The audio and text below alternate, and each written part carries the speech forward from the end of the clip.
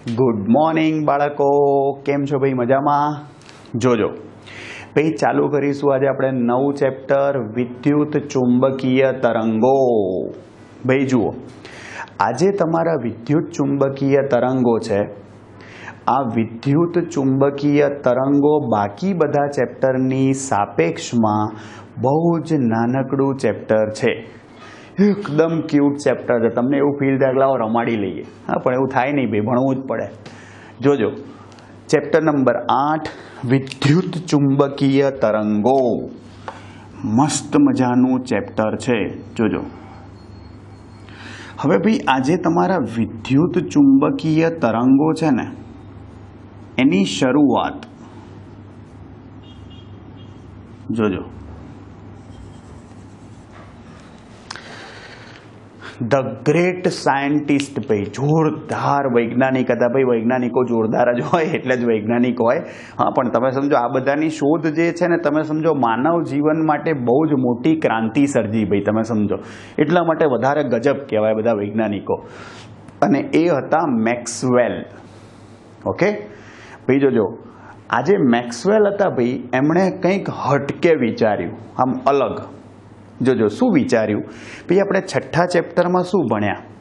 તો કે ભાઈ બદલાતા જતા ચુંબકીય ક્ષેત્રને લીધે વિદ્યુત ક્ષેત્ર ઉદ્ભવે છે. આવું આપણે ભાઈ છઠ્ઠા ચેપ્ટરમાં ભણ્યા. બદલાતા જતા ચુંબકીય ક્ષેત્રને લીધે શું થાય છે? વિદ્યુત ક્ષેત્ર ઉદ્ભવે છે. જોજો,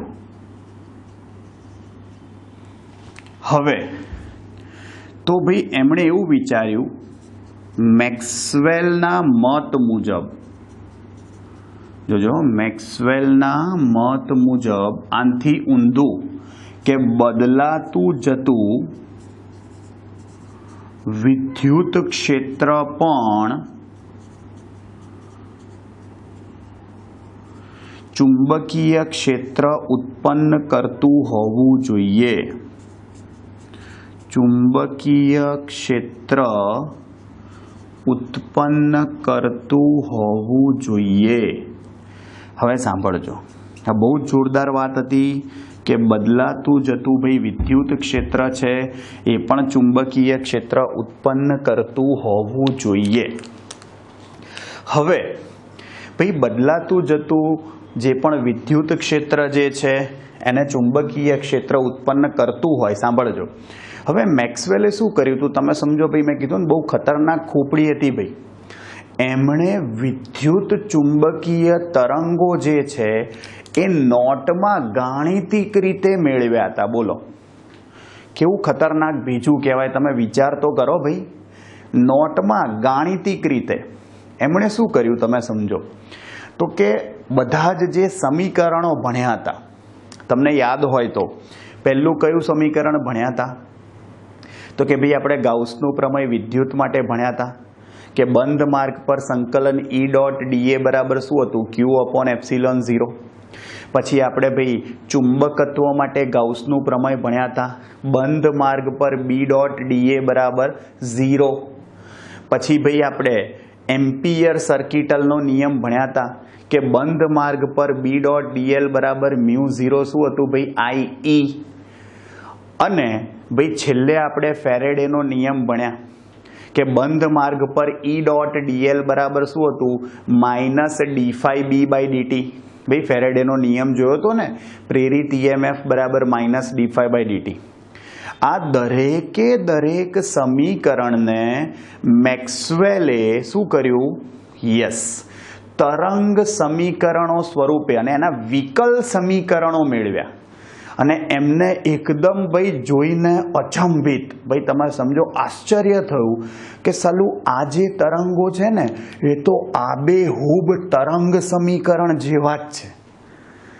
આબેહૂબ તરંગ સમીકરણ જેવા છે. અને એટલે જ તો ભાઈ નામ પડ્યું વિદ્યુત ચુંબકીય તરંગો. તરંગો એટલા માટે જ કહેવાય ભાઈ, તમે સમજો કે એનું સમીકરણ જે છે એ તરંગ જેવું હતું. ખબર પડી? અને આ જે વિદ્યુત ચુંબકીય તરંગોનો વેગ જે છે, વિદ્યુત ચુંબકીય તરંગોનો વેગ, ચુંબકીય તરંગોનો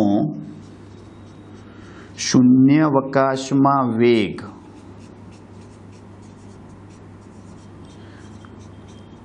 લગભગ પ્રકાશના વેગ જેટલો જ હતો. પ્રકાશના વેગ જેટલો જ હતો. એટલે કે કેટલો થાય? 2 પોઈન્ટ લગભગ ભાઈ 2.99 10 ની 8 એટલે 3 ગુણ્યા 10 ની 8 જ થઈને ભાઈ મીટર પર સેકન્ડમાં. હા, આટલો વેગ હતો. સમજ્યા? અને એટલા માટે ભાઈ તમે સમજો, આ જે વિદ્યુત ચુંબકીય તરંગો છે ભાઈ આ ગાણિતિક રીતે શોધ્યા હતા. ખાસ ધ્યાન રાખજો, મેક્સવેલે એમણે પ્રાયોગિક રીતે નહોતા મેળવ્યા ભાઈ, એમની લિમિટેશન મર્યાદા હતી, સાધનો જ ઉપલબ્ધ નહોતા ભાઈ. હા, એના પછી સૌથી પહેલા હર્ટ્ઝ, ભાઈ હા એ જ આપણો આવૃત્તિનો એકમ કહીએ છીએ ને, હર્ટ્ઝ, એ જ ભાઈ. એ હર્ટ્ઝે સૌ પ્રથમ વખત પ્રયોગશાળામાં વિદ્યુત ચુંબકીય તરંગો ઉત્પન્ન કર્યા. પણ ભાઈ એ લેબ પૂરતા, પ્રયોગશાળા પૂરતો જ સીમિત હતો. એને ભાઈ દૂર મોકલવાનું એવું બધું શક્ય નહોતું ત્યારે. હા, 1887ની વાત છે ભાઈ. હા, વર્ષો પહેલા ભાઈ, 19મી સદીમાં. સમજો ભાઈ અગત્યની વસ્તુ. એના પછી ભાઈ ભારતીય વૈજ્ઞાનિક, તમે નામ સાંભળ્યું હશે, એ બી બહુ મોટા ભાઈ વૈજ્ઞાનિક થઈ ગયા, જગદીશ ચંદ્ર બોઝ. એમણે પણ ભાઈ 25 મિલીમીટરથી 5 મિલીમીટરની તરંગ લંબાઈ ધરાવતા તરંગો મેળવ્યા હતા. હા, માઇક્રોવેવ્સ કહેવાય ભાઈ. હા, અને ભાઈ ઇટાલીના વૈજ્ઞાનિક હતા માર્કોની કરીને. હા, નામ જોરદાર હતું એમનું, ગુગ્લિએલ્મો માર્કોની. હા, નામ જ આવું હતું, ગુગ્લિએલ્મો માર્કોની. હા, હશે ભાઈ એમના ભાઈને જે ગમ્યું, ગુગ્લિએલ્મો. હા, જબરું નામ છે નહીં યારું? જોજો, ગુગ્લિએલ્મો માર્કોનીએ ભાઈ સૌ પ્રથમ વખત આ તરંગોને માઇલો સુધી દૂર મોકલવાની સિદ્ધિ હાંસલ કરી હતી. હા, અને અત્યારે ભાઈ તમે જે બી વસ્તુઓનો ઉપયોગ કરો છો ને, તમે ભાઈ મોબાઈલ લઈ લો, રેડિયો લઈ લો, તમે ટીવી જુઓ છો લઈ લો, એ બધામાં વિદ્યુત ચુંબકીય તરંગોનો જ ઉપયોગ થાય છે. કંઈ બી ભાઈ વાઈફાઈ લઈ લો, તમે ઇન્ટરનેટ લઈ લો, જે બી ગણો, એ બધામાં વિદ્યુત ચુંબકીય તરંગોનો જ ઉપયોગ થાય છે, માહિતીના પ્રસારણ માટે કે સેટેલાઇટમાં કે કંઈ બી ભાઈ. હા, એટલે બહુ જ પ્રાથમિક વસ્તુ છે આ. સમજી ગયા? હવે ભાઈ જો આ તમને ખાલી કહી દઉં કે સૌ પ્રથમ વખત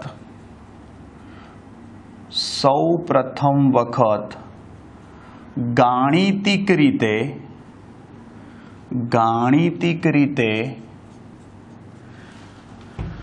વિદ્યુત ચુંબકીય તરંગોનું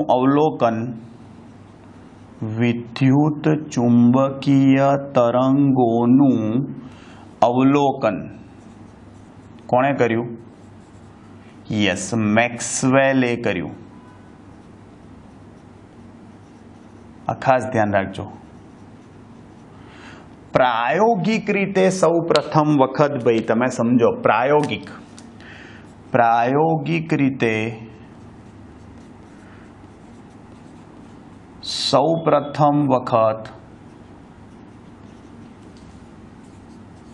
વિદ્યુત ચુંબકીય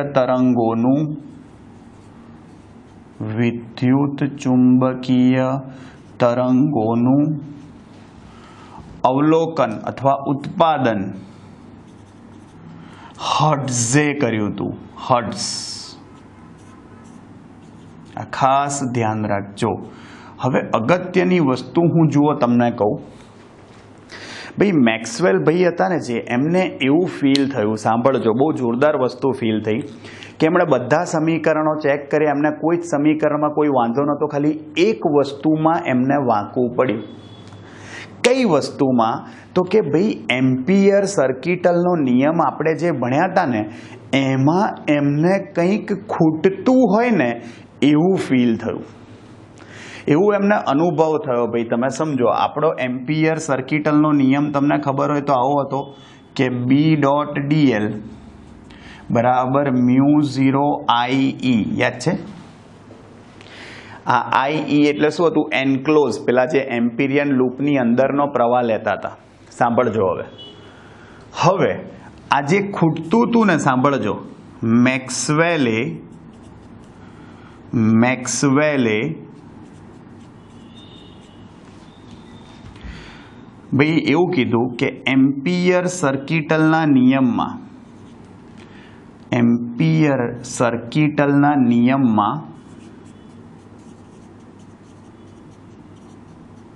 ખૂટતી રાશિને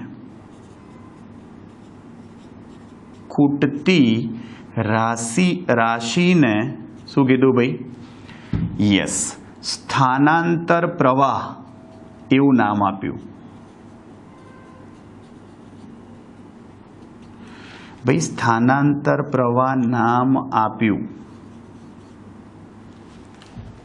હવે સમજો બહુ જ ડિટેલમાં આપણે સમજીશું આ સ્થાનાંતર પ્રવાહ છે શું પણ સમજવા જેવી વસ્તુ એ છે કે ભાઈ મેક્સવેલને એવું કેમ લાગ્યું કે આમાં કંઈક ખૂટે છે જુઓ ભાઈ મસ્ત આપણે કેપેસિટરના ઉદાહરણની મદદથી સમજીશું કે ભાઈ આજે કંઈક ખૂટતું હતું એવું કેમ ફીલ થયું કે ભાઈ આ જે છે આમાં સમજવામાં કંઈક ખૂટે છે આ જે સમીકરણ છે એમાં સમજો વસ્તુ એવી છે કે ભાઈ ધારો કે આપણે કેપેસિટર લઈ લઈએ જોજો હવે અહીંથી આ જે પ્રવાહ પસાર થાય છે જુઓ પ્રવાહ કોઈ પણ ટી સમયે પ્રવાહ પસાર થયો અહીંયાથી બહાર નીકળ્યો ભાઈ કેપેસિટર હશે આ ધન પ્લેટ છે આ ઋણ પ્લેટ છે અંદરની સાઈડ બતાવું છું ભાઈ આ ધન પ્લેટ છે આ ઋણ પ્લેટ છે હવે શું કરીએ છીએ જોજો તો કે અહીં એકદમ આ પ્લેટની નજીક જો આ બહાર પ્લેટની બહાર ભાઈ વિદ્યુત પ્રવાહ પસાર થાય છે પ્લેટની અંદરથી વિદ્યુત પ્રવાહ પસાર નથી થતો એનો શું મતલબ જુઓ તમે પ્લેટની એકદમ નજીક ભાઈ આપણે R ત્રિજ્યાનું વર્તુળ લઈ લઈએ જોજો અને ત્યાં ચુંબકીય ક્ષેત્ર શોધીએ તો જુઓ આ R આપણા માટે ભાઈ આ જે પ્રવાહ વહે છે આપણા માટે તો વાહક તાર જ થયો ચલો તો એમ્પિયર સર્કિટલના નિયમ મુજબ એમ્પિયર સર્કિટલ ના નિયમ મુજબ જોજો એ બંધ માર્ગ પર B.dl બરાબર શું થાય μ0 IE લખતા હતા ભાઈ જોજો અહીંયા આપણે વર્તુળાકાર માર્ગે તમે B અને dl લો તો પરસ્પર સમાંતર થઈ જાય કારણ કે બંને સ્પર્શક સ્વરૂપે હોય અને પસાર થતો પ્રવાહ I છે ચલો ચુંબકીય ક્ષેત્ર અચળ કૂદીને બહાર લઈ લો cos 0 1 થાય μ0 IT થશે અને ઇન્ટિગ્રેશન dl ભાઈ સંકલન dl શું થાય તમે ગોળ ફરતા જાઓ અને ભાઈ તમે શું કરતા જાઓ સૂક્ષ્મ ખંડોનો સરવાળો કરતા જાઓ શું બની જશે પરિઘ તો એ પરિઘ શું થઈ જશે ભાઈ 2πr μ0 IT ટી સમય પ્રવાહ ચલો તો આ ચુંબકીય ક્ષેત્ર શું આવ્યું μ0 I/2πr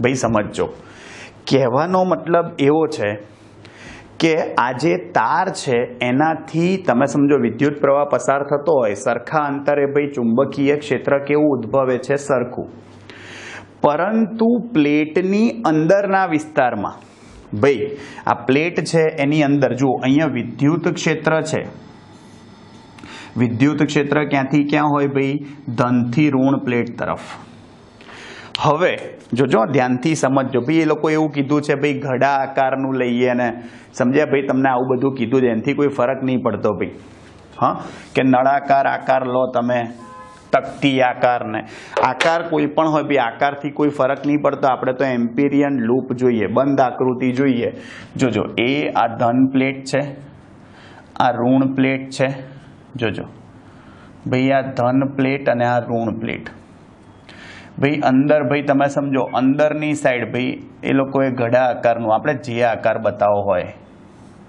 ભાઈ જો આ અંદરની સાઈડ તમે જે બંધ પૃષ્ઠ વિચાર્યું જોજો આ રહ્યું બંધ પૃષ્ઠ એ અહીંયાથી તો પ્રવાહ આવ્યો અહીંયાથી બહાર નીકળે છે ભાઈ આજે તમે અંદરના વિસ્તારમાં બંધ પૃષ્ઠ વિચાર્યું પ્રવાહ તો ભાઈ તમે સમજો અંદરના વિસ્તારમાં તો પ્રવાહ છે જ નહીં સાંભળજો તો આ જે પ્રવાહ જે છે અંદર તો વિદ્યુત ક્ષેત્ર છે આ દિશામાં ભાઈ જુઓ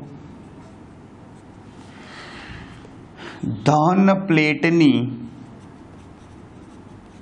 જમણી તરફ અને ભાઈ ઋણ પ્લેટની ડાબી તરફ વિચારેલ સાંભળજો બંધ પૃષ્ઠ અથવા એમ્પિરિયન લૂપ માટે તો ભાઈ એમાંથી પસાર થતો પ્રવાહ જે છે એ તો શૂન્ય છે ત્યાંથી તો કોઈ પ્રવાહ પસાર થતો જ નથી પ્રવાહ તો ભાઈ પ્લેટની બહાર જ વહે છે તો કહેવાનો મતલબ એ થયો આના માટે જો તમે ભાઈ B.dl = μ0 IE સૂત્ર વાપરો તો ડાબી બાજુ બરોબર છે એમની એમ આવશે પણ જમણી બાજુ જુઓ μ0 IE તો 0 થઈ ગયું તો ચુંબકીય ક્ષેત્ર શૂન્ય થઈ ગયું એનો મતલબ કે ડાબી બાજુએ ચુંબકીય ક્ષેત્ર છે મતલબ કે કેપેસિટરની પ્લેટોની બહાર પણ અંદરના વિસ્તારમાં તો ચુંબકીય ક્ષેત્ર છે જ નહીં એનો મતલબ કે કોઈ કારણસર આ નિયમ જે છે એ પ્લેટોની અંદરના વિસ્તારમાં લાગુ નથી પડતો તો હારું આ પ્રવાહ ગયો ક્યાં સમજવાની વસ્તુ એ છે કે ચલો આ ધન પ્લેટ છે આ પ્રવાહ દાખલ થયો આ ઋણ પ્લેટ છે અહીંથી પ્રવાહ તમે બહાર બતાવ્યો તો વચ્ચે તો શું થયું ભાઈ વચ્ચે તો આ પ્રવાહ મિસ્ટર ઇન્ડિયા થઈ ગયો ભાઈ વચ્ચે તો પ્રવાહ તમને દેખાયો જ નહીં ને કે ક્યાં ગયો ખોવાઈ ગયો તો આ ગયો ક્યાં પ્રવાહ ભાઈ અને એટલા માટે જ ભાઈ મેક્સવેલને એવું ફીલ થયું કે સાલું આમાં કંઈક લોચો છે કંઈક ખૂટે છે આ વસ્તુ સમજાવવામાં એટલે ખાસ ધ્યાન રાખજો કે વિદ્યુત ભારની ગતિના લીધે ભાઈ વિદ્યુત ભારની ગતિના લીધે રચાતા પ્રવાહને વહન પ્રવાહ કહેવાય વિદ્યુત ભારનું વહન થાય ને એટલે એને વહન પ્રવાહ કહેવાય ઇંગ્લિશમાં એને કંડક્શન કરંટ કહેવાય IC વહન પ્રવાહ કહે છે વિદ્યુત પ્રવાહની ગતિને લીધે વિદ્યુત ભારોની ગતિના લીધે એટલે કેપેસિટરની પ્લેટની બહાર શું થાય છે ભાઈ વિદ્યુત ભારો ગતિ કરે છે પ્રવાહ વહેતો હોય એટલે અને એના લીધે રચાતો પ્રવાહ એ વહન પ્રવાહ કહેવાય IC કહેવાય એટલે મેક્સવેલના મત મુજબ જોજો શું કીધું તો કે જે એમ્પિયર સર્કિટલનો નિયમ હતો ને એમ્પિયર સર્કિટલનો નિયમ જોજો તો એ એમ્પિયર સર્કિટલના નિયમમાં B.dl બરાબર આવું હોવું જોઈએ જોજો μ0 IC પ્લસ ક્વેશ્ચન માર્ક આ IC વહન પ્રવાહ છે અને આ જે ક્વેશ્ચન માર્ક છે ને ક્વેશ્ચન માર્ક એ શું છે સ્થાનાંતર પ્રવાહ છે એવું મેં નહીં ભાઈ મેક્સવેલે કીધું હતું તો હવે ભાઈ સાંભળજો આ વહન પ્રવાહ કહી દીધું ખરેખર આપણે જે IE કહેતા હતા ને ભાઈ એ શું હતું વહન પ્રવાહ ખબર પડી તો હવે વાત એ છે કે કેપેસિટરની બે પ્લેટ વચ્ચે વિદ્યુત પ્રવાહ કેવી રીતે વહે એને સ્થાનાંતર પ્રવાહ કહેવાય બીજી ભાષામાં ભાઈ યાદ રાખવા માટે સિમ્પલ તમારે એવું યાદ રાખવાનું કે મિસ્ટર ઇન્ડિયા પ્રવાહ છે કેવો પ્રવાહ મિસ્ટર ઇન્ડિયા ઢૂંઢતે રહી જાઓગે દેખાશે નહીં પણ તો બી વિદ્યુત પ્રવાહ આ પ્લેટથી આ પ્લેટ પર આવી ગયો કે નહીં ભાઈ વચ્ચે ક્યાં ગયો ખોવાઈ ગયો દેખાતો નથી એ પ્રવાહ જે છે એને સ્થાનાંતર પ્રવાહ કહેવાય જુઓ સમજીએ સ્થાનાંતર પ્રવાહનું સૂત્ર પણ લાવીએ હા, અને કેવી રીતે વિદ્યુતભાર એક પ્લેટ પરથી બીજી પ્લેટ પર પહોંચ્યો, જે જાદુ થયું એ બી આપણે ચેક કરીએ. જોજો મસ્ત થિયરી છે. હા, ખાસ ધ્યાન રાખજો ભાઈ. તમે સમજો એક્ઝામમાં જનરલી આ થિયરી બહુ નથી પૂછાતી, પણ તમારા કન્સેપ્ટ માટે બહુ જ અગત્યની વસ્તુ છે ભાઈ. આપણે શરૂઆતમાં જો આપણે અહીંયા કોઈ ક્વેશ્ચનનું નામ નથી આપ્યું. હા, આપણે જે સ્ટાર્ટિંગમાં આપણે જે ચર્ચા કરી ને એ વિદ્યુત ચુંબકીય તરંગોના જન્મનો ઇતિહાસ હતો પ્રારંભમાં. હા, અને પછી ભાઈ મેક્સવેલને તકલીફ શું પડી એ સમજાયું. હા, થિયરી હવે સ્ટાર્ટ થઈ ભાઈ. સ્થાનાંતર પ્રવાહનું સૂત્ર મેળવો. સમજી ગયા? એટલે આમાં આપણે થિયરીનું કોઈ ટાઇટલ નહોતું માર્યું. ઓકે, જોજો કે ભાઈ આપણા મેક્સવેલને એવું કેમ ફીલ થયું કે સાલું આ વિદ્યુત પ્રવાહ કેપેસિટરની બે પ્લેટની વચ્ચે ક્યાં ખોવાઈ ગયો. હા, એટલે ખાલી ને ખાલી જે વહન પ્રવાહ હતો એની મદદથી તો આપણે એને સમજી નથી શકતા, અને એટલા માટે ભાઈ આપણે સમજાવવા માટે કોને લઈ આવ્યા? સ્થાનાંતર પ્રવાહ. ખાસ ધ્યાન રાખજો ભાઈ, સ્થાનાંતર પ્રવાહ એને આઈડી કહીએ છીએ. ઇંગ્લિશમાં એને ડિસ્પ્લેસમેન્ટ કરંટ કહેવાય. શું કહેવાય? Displacement current. ડિસ્પ્લેસમેન્ટ એટલે સ્થાનાંતર આઈડી વડે દર્શાવાય. બરાબર, એનું સૂત્ર મેળવીએ. જુઓ, સૌથી પહેલા ભાઈ સમજવા માટે આપણે કેપેસિટરની બે પ્લેટ લઈ લઈએ. એક ધનભારિત પ્લેટ છે, એક ઋણભારિત પ્લેટ છે. ભૈયા તમે અહીંયા આગળ શું કર્યું? વાહક તાર. બહારથી જે પ્રવાહ આવે છે, જુઓ તમને ખબર પડે સ્પષ્ટતા માટે IC લખું છું. જ્યાં IC શું છે? વહન પ્રવાહ. ફરી વખત એમ્પિયર સર્કિટલનો નિયમ લખું છું. એમ્પિયર સર્કિટલનો નિયમ. જોજો, બંધ માર્ગ પર B.dl બરાબર શું થશે? μ0IC plus question mark. આ ક્વેશ્ચન માર્ક સોલ્વ કરીએ આપણે. એ જ સ્થાનાંતર પ્રવાહ છે. જુઓ, સમજવા માટે અહીંયા આગળ ભાઈ આપણે એક વર્તુળાકાર તકતી આકારનું સમતલ ધારી લીધું. જે નામ આપવું હોય S છે. જુઓ, વિદ્યુત ક્ષેત્ર તો આવી જ રીતે હશે. યસ ભાઈ, વિદ્યુત ક્ષેત્રની દિશા ધનથી ઋણ તરફ છે. આ વિદ્યુત ક્ષેત્રની દિશા થઈ તમારી. ભાઈ તમે કોઈ બી પ્લેટનો ક્ષેત્રફળ સદિશ લો તો પ્લેટનો ક્ષેત્રફળ સદિશ બી બનતા સમતલને લંબ આમ જ આવે. એટલે કે E અને A પરસ્પર શું થઈ જાય? સમાંતર. થઈ ગયું કે નહીં? તો આનો મતલબ શું થયો ભાઈ? અહીં જોજો ભાઈ, કેપેસિટર ચાર્જ થતું હોય, આપણે સૌથી પહેલા જોજો ભાઈ S શું છે? પૃષ્ઠ અથવા સમતલ માંથી પસાર થતું ફ્લક્સ. પણ કયું ફ્લક્સ? જોજો કન્ફ્યુઝ ના થતા. અહીં આપણે વિદ્યુત ફ્લક્સ શોધીએ છીએ. વિદ્યુત ફ્લક્સ. વિદ્યુત ફ્લક્સનું સૂત્ર શું? φE બરાબર φI. કોણ આવ્યું? φI. ચલો ભાઈ, E અને A તો પરસ્પર કેવા છે? સમાંતર. તો cos 0 થશે. cos 0 શું થાય? 1. તો આ જે ફ્લક્સ છે એ શું આવ્યું? જુઓ, E × A. સાંભળજો, હવે આ જે વિદ્યુત ક્ષેત્ર છે ભાઈ, વિદ્યુત ક્ષેત્ર ભાઈ આપણને ખબર જ છે કેપેસિટરની બે પ્લેટની બહારના વિસ્તારમાં કોઈ વિદ્યુત ક્ષેત્ર હોતું નથી. તો અહીં કેપેસિટરની બે પ્લેટ વચ્ચેના વિસ્તારમાં કેપેસિટરની બે પ્લેટો વચ્ચેના વિસ્તારમાં વિદ્યુત ક્ષેત્ર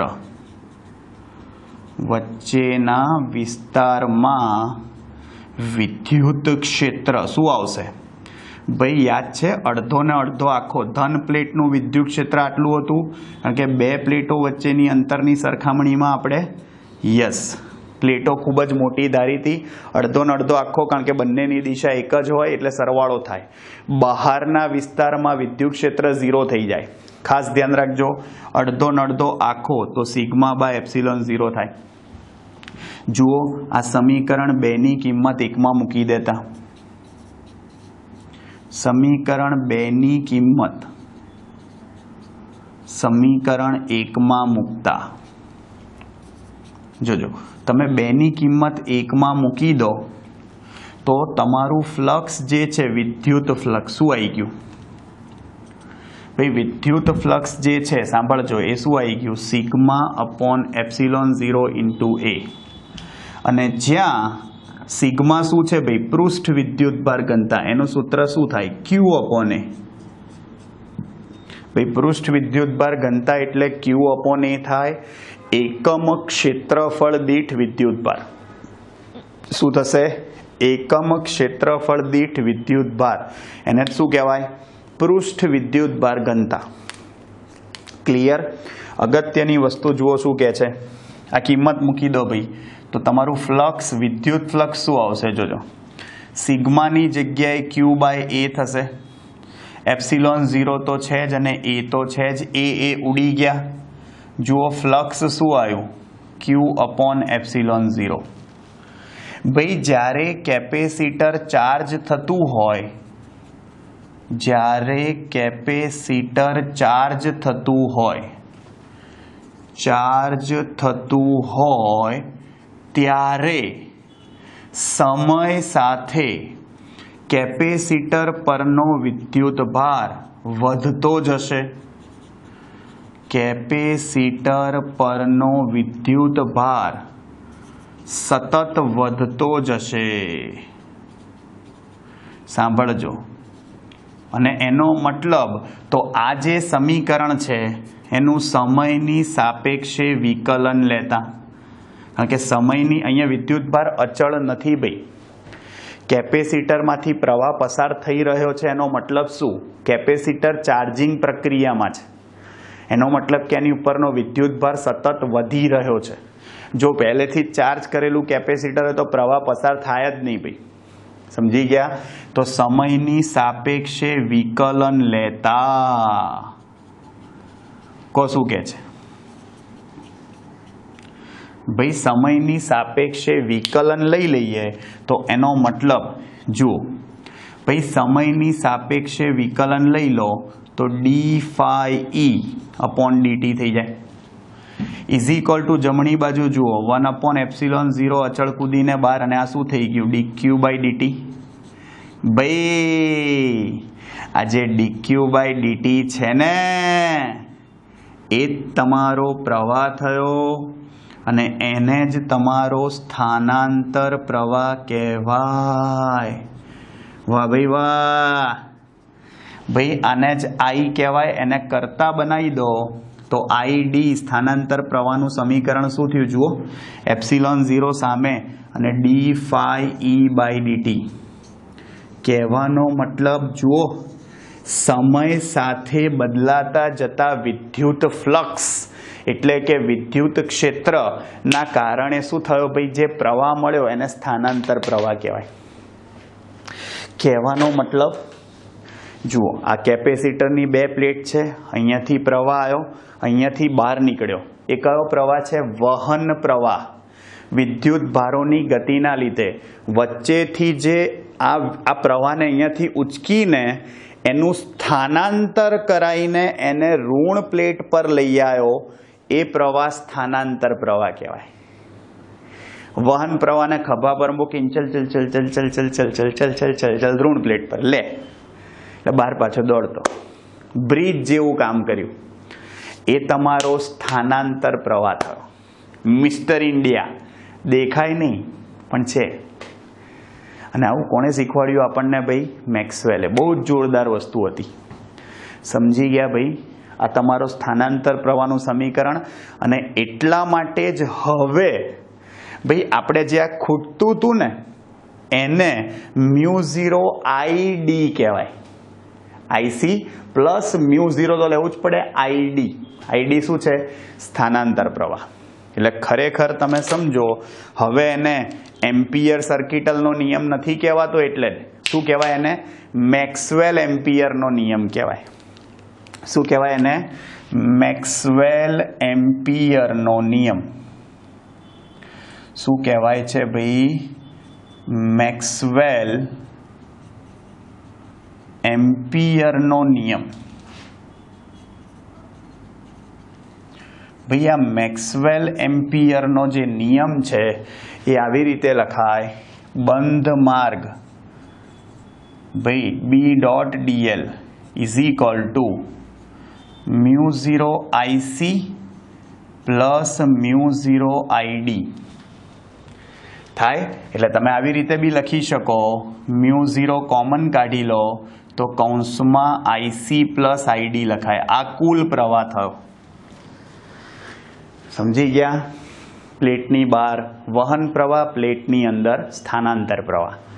ખબર પડી ભાઈ? અને તમે અહીંયા આખું સમીકરણ લખવું હોય તો બી લખી શકો છો ભાઈ, આપણને કોઈ વાંધો નથી. આઈડીની જગ્યાએ તમે લખી શકો μ0 IC પ્લસ μ0 આઈડીની જગ્યાએ શું થાય? આ રહ્યું જુઓ, ε0 d phi e. અને એનો મતલબ ભાઈ મેક્સવેલ સાચા હતા. એમણે કીધું હતું ને, બદલાતું જતું વિદ્યુત ક્ષેત્ર, બદલાતું જતું વિદ્યુત, આ ફાઈ બરાબર તો ફઈ આવી છે એટલે છેલ્લે તો DE/dt જ થવાનું. બદલાતું જતું વિદ્યુત ક્ષેત્ર શું ઉત્પન્ન કરે છે? ચુંબકીય ક્ષેત્ર. ઊંધું લાયા બાપુ. સમજી ગયા ભાઈ? મેક્સવેલ હતા, જોરદાર સાયન્ટિસ્ટ હતા ભાઈ. જુઓ અગત્યની વસ્તુ ભાઈ, આ જે બી સમીકરણ લખ્યું તમે, હા હવે ભાઈ આપણે જુઓ આ થિયરી પૂરી થઈ ગઈ, આપણે લઈ આવ્યા ભાઈ. તમને મેક્સવેલના સમીકરણો એ બી અલગથી નાનચકડી થિયરીમાં પૂછાય છે. મેક્સવેલના સમીકરણો લખો ભાઈ. મેં કીધું ને મેક્સવેલે શું કર્યું હતું? જે બી સમીકરણ હતા ને એને વિકલ સમીકરણો સ્વરૂપમાં દર્શાવી અને આબેહૂબ એને શું જોવા મળ્યું કે આ તો તરંગ સમીકરણ જેવા જ છે. 4 સમીકરણો હતા જે આપણે અલગ અલગ ચેપ્ટરમાં ભણ્યા છીએ. પહેલું હતું ભાઈ તમારું વિદ્યુત માટે ગાઉસનું પ્રમેય. તો વિદ્યુત માટે ગાઉસનું પ્રમેય શું હતું ભાઈ? વિદ્યુત માટે ગાઉસનું પ્રમેય, બંધ માર્ગ પર E.dA બરાબર Q/ε0. ક્લિયર? બીજું હતું ભાઈ ચુંબકત્વ માટે ગાઉસનું પ્રમેય.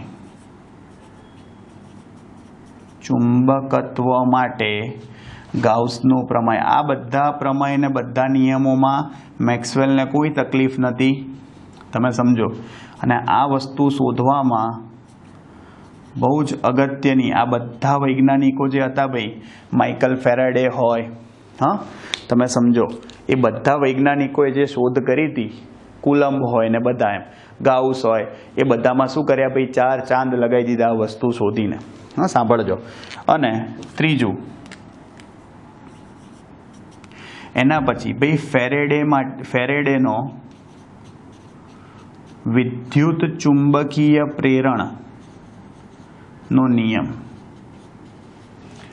વિદ્યુત ચુંબકીય પ્રેરણ અંગેનો નિયમ. એ શું હતું? પ્રેરિત EMF. પ્રેરિત EMF એટલે બીજું કંઈ નહીં, E.dl જ થાય ભાઈ. બરાબર શું આવે? માઇનસ આંટાઓ હોય તો ઠીક છે, નહીંતર d phi/dt. પણ એ ચુંબકીય ફ્લક્સનું સમયની સાપેક્ષે વિકલન હતું. 6થું ચેપ્ટર. અને ભાઈ સુધારીને લાયા એ કયો? યસ, મેક્સવેલ એમ્પિયરનો નિયમ. મેક્સવેલ એમ્પિયરનો નિયમ. તો મેક્સવેલ એમ્પિયરનો નિયમ શું કે?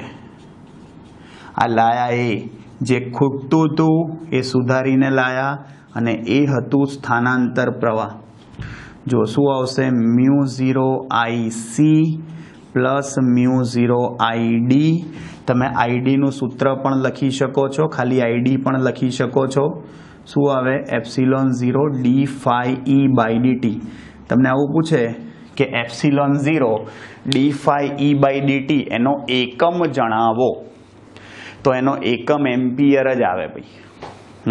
કંઈ નવું નથી, આવડશે. જુઓ આ મસ્ત મજાની તમારી થિયરી થઈ, બહુ જ સરસ થિયરી છે ભાઈ. તમે ચોપડીમાં જોશો ને તો આખું ચેપ્ટર નકરું વાર્તા જ આપ્યું છે. હા, તમને સહેજ પણ મજા નહીં આવે આ ચેપ્ટરમાં જો તમે ચોપડી વાંચશો તો, પણ ક્યાંક કોર્નર ક્વેશ્ચન માટે, ક્યાંક ખૂણામાંથી MCQ પૂછતા હોય એના માટે તમારે એક વખત ચોપડી વાંચવી જરૂરી છે. એટલે તમારે શું કરવાનું, ચોપડી વાંચીને ભાઈ પછી અંડરલાઈન કરી દેવાની, બરાબર? આ ખાસ ધ્યાન રાખજો. અને હવે ચર્ચા કરી લઈએ ભાઈ વિદ્યુત ચુંબકીય તરંગોનું ઉદ્ભવ સ્થાન. વિદ્યુત ચુંબકીય તરંગો ઉત્પન્ન કેવી રીતે થાય?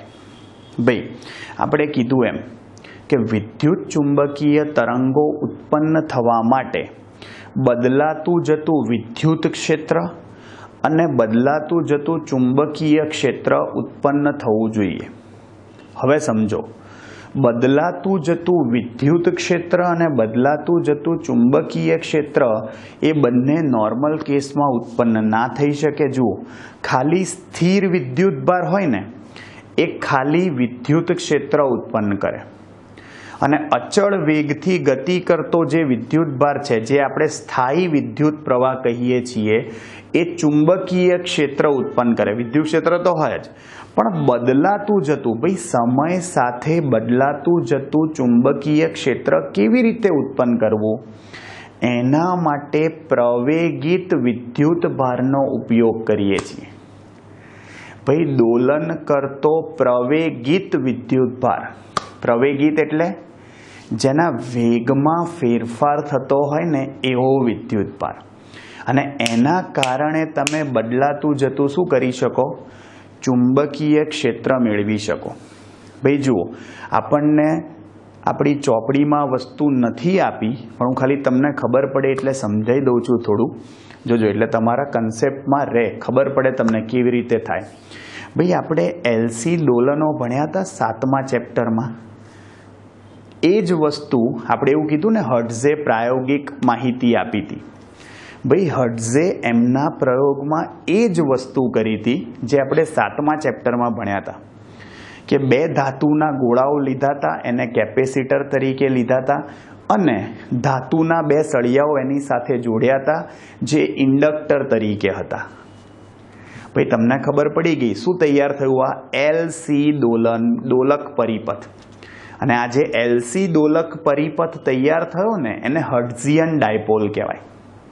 હર્ટ્ઝે વિચારેલી ડાયપોલ, કે 2 ધાતુના ગોળાઓ, એક ધન વિદ્યુત ભારિત, એક ઋણ વિદ્યુત ભારિત, વચ્ચે ધાતુના સળિયાઓ, અને અહીંયા ગેપ રાખેલી હોય. થાય શું, હવે તમે આ રચનાને ઇન્ડક્શન કોઇલ, મોટો સ્થિતિમાનનો તફાવત ઉત્પન્ન કરે એવી, એની સાથે તમે ઓલ્ટરનેટિંગ વોલ્ટેજ, પ્રત્યાવર્તી વોલ્ટેજ જોડી દો.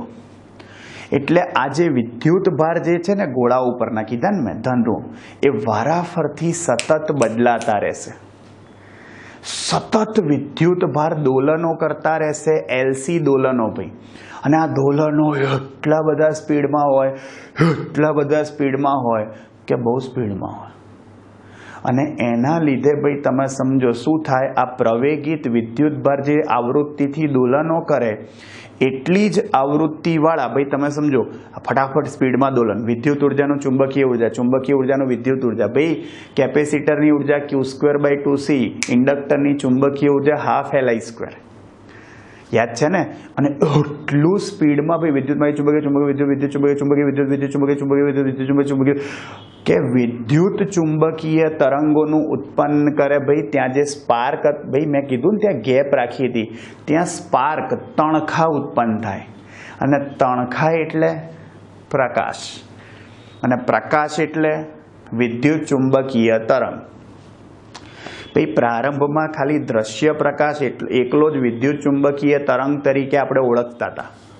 હા, એક્સરેઝ, ગામા રેઝ, એ બધું તો ભાઈ પછી આપણે 19મી સદીમાં શોધ્યું હતું.